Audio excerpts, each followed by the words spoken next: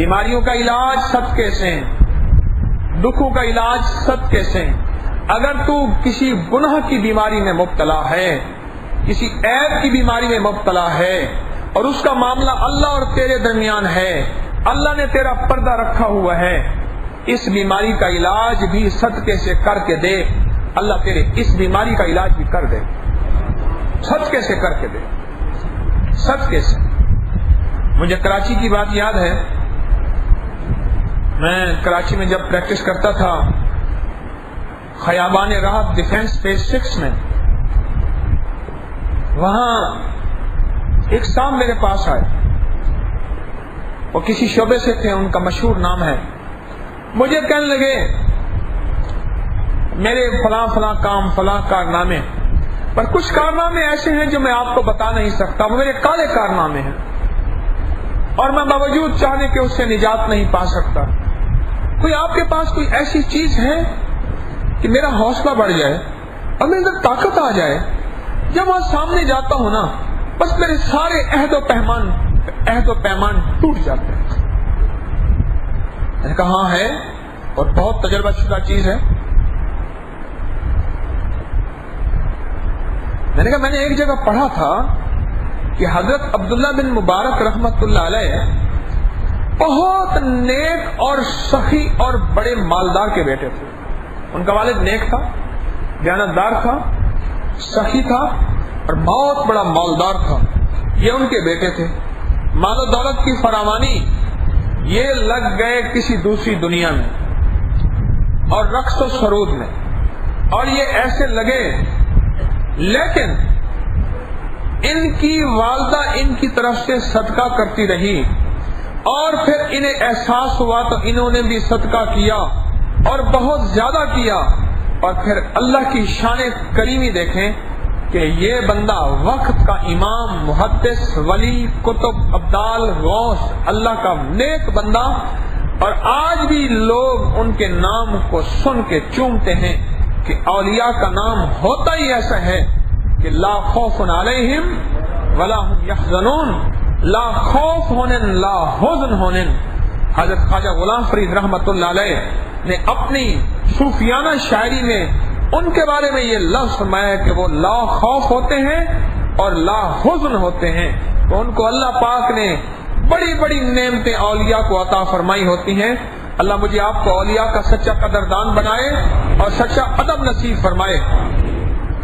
فرمایا کہ ان کے صدقے کی وجہ سے اللہ نے ان سے یہ چیز چھڑا دی اور انہیں اپنی خاص ولایت عطا فرمائی۔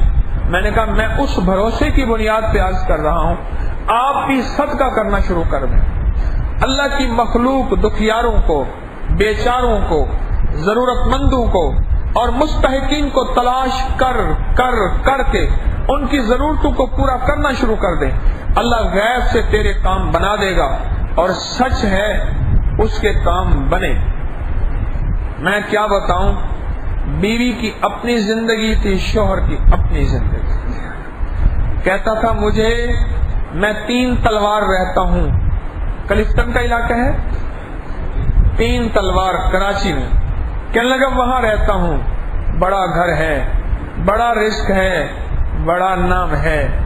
شام کو بیوی اپنی زندگی میں اپنے دوستوں کے ساتھ اور میں اپنی زندگی میں اپنے دوستوں کے ساتھ، کہنے لگا ایک دوسرے کو دیکھتے ہیں، اب تو ہمیں شرم بھی نہیں آتا۔ اور یہ لفظ مجھے یاد ہے، اور کہا کہ اب میرے اندر احساس ہے، بیوی کے اندر احساس نام کی چیز نہیں، وہ اپنے قلبوں میں اور میں اپنی زندگی میں۔ اور کہا کہ کوئی ممکن ہے؟ میں نے کہا بالکل ممکن ہے۔ صدقہ بلاؤں کا کیا ہے؟ صدقہ بلاؤں کا کیا ہے؟ رد ہے، توڑ ہے، اور گناہ سے بڑی کوئی بلا ہے، گناہ سے بڑی کوئی وبا ہے، اور گناہ سے بڑا کوئی مرض ہے، اور گناہ سے بڑا کوئی اللہ کے خاص بس کچھ نہیں، گناہ سب کچھ ہے۔ ایک بزرگ تھے، ان کو اتنی بیماری ہوئی کہ بدن میں کیڑے پڑ گئے، اور ہر وقت کہتے تھے الحمدللہ، اللہ تیرا شکر ہے۔ کسی نے پوچھا حضرت اتنی بڑی بیماری اور اتنا بڑا شکر؟ اور میں اس بات کا شکر ادا کرتا ہوں اللہ نے اتنی بڑی بیماری میں مبتلا کیا ہے، اتنے بڑے گناہ میں مبتلا نہیں کیا، اتنا بڑا شکر ادا اس لیے کرتا ہوں۔ اتنے بڑی بیماری میں مبتلا کیا ہے، وہ اتنے بڑے گناہ میں مبتلا نہیں کیا۔ میں نے کہا آپ صدقہ کرنا شروع کر دیں اور کرتے رہیں، اور اللہ پاک سے عرض کریں مولا بس میں بے بس ہوں، تو بے بس نہیں، تیرے حبیب کا فرمان ہے صدقہ بلاؤں کا رد ہے، مولا مجھے اس بلا سے تو نکال دے، اس بلا سے تو نکال دے۔ کچھ عرصے کے بعد وہ شام مجھے اچانک کہیں اور جگہ ملے، اللہ اکبر، مجھے ملے اور میں نے کچھ پہچانا اور میرے پاس آئے اور ایسے میرا ہاتھ پکڑ کے دونوں ہاتھوں سے انگوٹھے میں انگوٹھا دیا اور پکڑ کے ایسے جھٹکا دیا اور کہنے لگے میں رب کو مان گیا ہوں۔ میں نے کہا پہلے نہیں مانتے تھے؟ کہہ رہے سچ ہے میں رب کو نہیں مانتا تھا، نعوذ باللہ، میں رب کو نہیں مانتا تھا، لیکن آپ کے صدقے کے عمل نے مجھے رب بھی منوا دیا ہے اور گناہوں کی دلدل سے بھی نکال دیا ہے۔ میں نے کہا کیسے؟ کہا کہ میں نے بیوی کو کہا تو بھی صدقہ کر، مال دولت بہت زیادہ۔ بیوی نے میدے کی سرجری کروائی تھی، اپنا میدا، پیٹ بڑھ رہا تھا، چربی بڑھ رہی تھی، اپنا میدا آدھا کروا لیا تھا، چھوٹا کروا لیا تھا تاکہ میں کچھ زیادہ کھاؤں ہی نہ، چھوٹا کروا لیا تھا۔ اور ایک دفعہ میرے سامنے کہنے لگی جب میں ڈانس کرتی ہوں میرا پیٹ لٹکتا ہے، مجھے شرم آتی ہے، تو اس کے لیے ایسا نہیں ہونا چاہیے۔ میں نے بہت زیادہ کیا، اب سرجری کروا دی، اب بہترین میرا جسم سلم ہو گیا ہے اور سمارٹ ہو گیا ہے اور یہ فلاں فلاں۔ کہنے لگے میری بیوی نہیں مانی، وہ اپنی دنیا میں کھوئی رہی اور میں بھی اپنی دنیا میں کھویا رہا۔ جیسے میں کہتا ہوں نا سگریٹ پینے والے کو دیکھیں تو یا مانے ہو پڑے، اور ایک دفعہ بندہ مجھے کہنے لگا اگر سگریٹ نہ چھوٹے، میں نے کہا پی بھی صحیح یا مانے ہو پڑھ بھی صحیح، مجھے اس کریم کی ذات سے امید ہے اللہ اپنے نام کی تاثیر دکھائے گا۔ یہ نہیں کہہ رہا کہ پیتا بھی جا گناہ بھی کرتا جا، یعنی چھوڑنے کی پوری کوشش کرنی ہے، میں یہ نہیں کہہ رہا، میری بات سے یہ آپ مطلب نہ لیجئے گا، چھوڑنے کی پوری کوشش کر، اللہ نے دنیا میں اختیار دیا ہے اس کو پورا استعمال کر، کوشش بھی پوری کر۔ اگر جہاں تو بے بس ہو، اپنے آپ کو بے بس بنا بھی نہ، ہاں بے بس ہے، پھر اللہ کا نام یا مانے اور پڑھتا جا، تو اس سے سگریٹ نشہ چھوٹ جائے گا اور بے شمار لوگوں سے چھوٹا۔ میں نے اس سے عرض کیا، مجھے کہنے لگا میں بے بس تھا اور مجھ سے کچھ نہ ہو سکا، میں صدقہ کرتا گیا اور ہر دفعہ صدقہ اس نیت سے کرتا گیا کہ اللہ گناہ سے بڑے کوئی وبا، بلا، بیماری نہیں ہوتی، اللہ مجھے گناہوں کی بیماری سے بچا۔ اور کہا کہ پھر اللہ پاک نے میرے ساتھ ایسا کیا، ایک رات میں سویا ہوا تھا، ریٹ نائٹ آیا تھا اور میں نے پیا ہوا تھا، کوئی رات ایسی نہیں میں پیے بغیر نہیں سوتا تھا، میں پیا اور سویا ہوا تھا، اور سوئے سوئے اچانک میری آنکھ کھلی تو فجر کی اذان میرے کانوں میں کئی سالوں کے بعد پڑی، کئی سالوں کے بعد فجر کی اذان میرے کانوں میں کئی سالوں کے بعد پڑی، اور کہا کہ میں بس اچانک اذان پڑی نا تو بس میری آنکھ کھل گئی اور میں اذان سنتا رہا اور اذان کے بول میرے دل میں اتر گئے۔ کیوں؟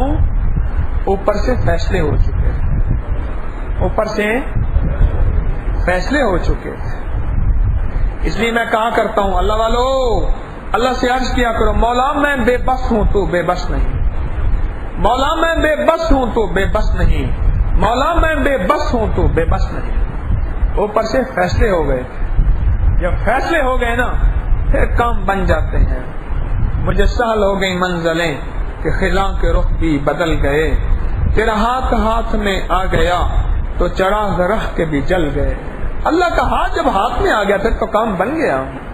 لا ملجا ولا منجا من اللہ الا الیہ، ہاں یہ ہے خالص توحید۔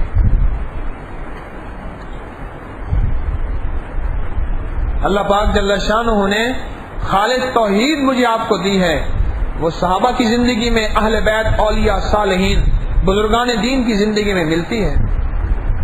سچ بتاؤں، کوئی اولیاء کا گستاخ ہے وہ کہے کہ مجھے خالص توحید مل جائے، اسے نہیں ملے گی۔ تو کیا کہا؟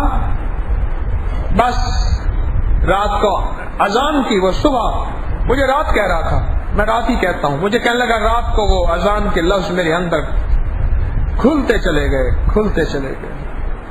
اور میرے اندر بےتابی پیدا ہوئی اور میں اٹھا اور مجھے تو صحیح وضو کرنا نہیں آتا تھا، میں جھوم رہا تھا اور میں نے وضو کیا، اور وضو کرنے کے بعد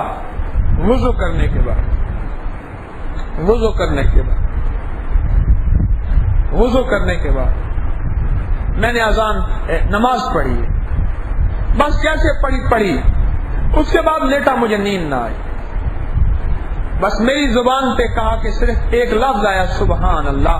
مجھے سبحان اللہ آتا تھا اور سب کچھ بھول چکا تھا۔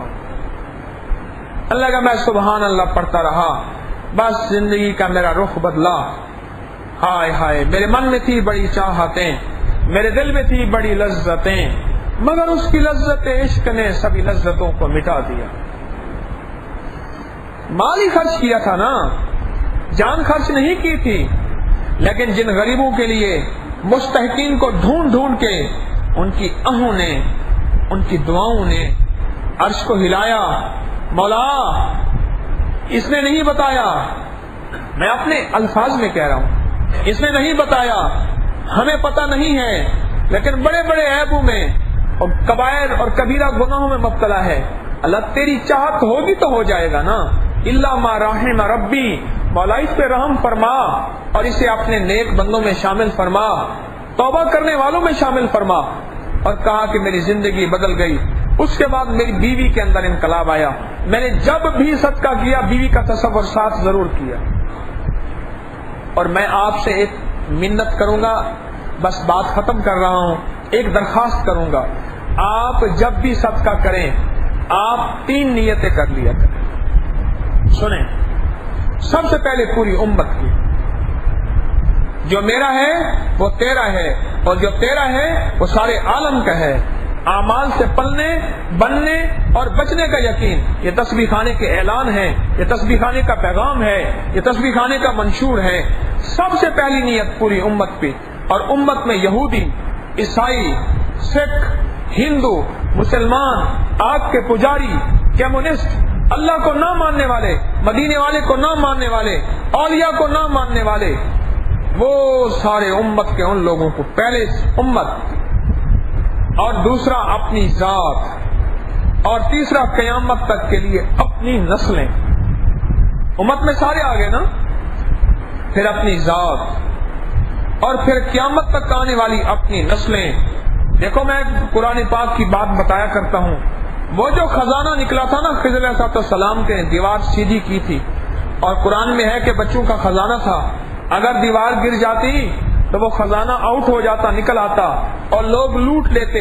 بچے جب جوان ہو گئے، ابھی تم طفل ناداں ہو، کہیں کھودو کہ دل میرا تمہاری ہی لیے رکھا ہے، لے لینا جوان ہو کر، اور جو بچے جوان ہوں گے پھر خزانہ ان کو دے دیں گے۔ فرمایا ان کی 7 پشتوں کا پہلے ایک بزرگ تھے، وہ اللہ کے نیک بندے تھے، 7 نسلوں کے بعد اللہ نے یہ صلہ دیا کہ ان کی دولت کی حفاظت کی۔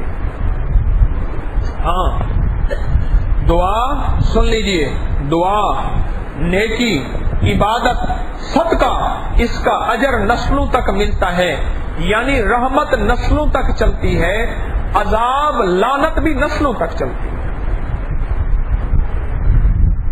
تو 3 نیتیں کریں گے، میری بات غور سے سنیں، اہم بات کر رہا ہوں، آخری بات عرض کر رہا ہوں۔ 3 نیتیں کریں گے، پہلی نیت پوری امت، اور دوسری نیت اپنی ذات۔ اچھا، اب اس نیت پہ ایک بڑا فائدہ بتاؤں۔ ایک حدیث میں آئے، جب کوئی بندہ کسی دوسرے مسلمان کے لیے کوئی خیر کی دعا مانگتا ہے، دائیں کندھے پہ ایک فرشتہ بیٹھا ہوتا ہے، وہ کہتا ہے آمین، اللہ پہلے اس کو دے۔ معلوم ہوا کسی دوسرے کے لیے خیر چاہنے والا، اس کے لیے فرشتہ آمین کہتا ہے، سوچیں یہ تو ایک بندے کے لیے خیر چاہنے والا ہو جو پوری امت کے اربوں، امت میں انسان نہیں جن بھی آتے ہیں، اور جن پتہ نہیں کتنے ہوں گے. اب وہ کوئی جن والی سرکار ملے تو وہ سے پوچھیں اللہ جانے جن کتنے ہوں گے. جو پوری امت کے لیے کرے گا اس کے لیے کتنے فرشتے آمین کہیں گے؟ کوئی گمان ہے آپ بولیں؟ اور یہ میں آپ کو کتنا بڑا پیکج دے دیا، آج میں نے کتنا بڑا پیکج دے دیا. اس پیکج کو کوئی انتہا ہے؟ جو ایک کے لیے مانگے اللہ اس کی خیر کر دے تو فرشتہ اس کے لیے کہے اللہ پہلے اس کو دے. اور جو ساری امت کے لیے مانگے، امت کے اربوں لوگوں کے لیے، کیا اللہ کتنے فرشتوں کو اس کو آمین پہ کہے گا؟ اور کتنے فرشتے اللہ سے سفارش کریں گے یا اللہ پہلے اس کو دے؟ کتنے فرشتے سفارش کریں گے؟ کوئی گمان کر سکتے ہیں؟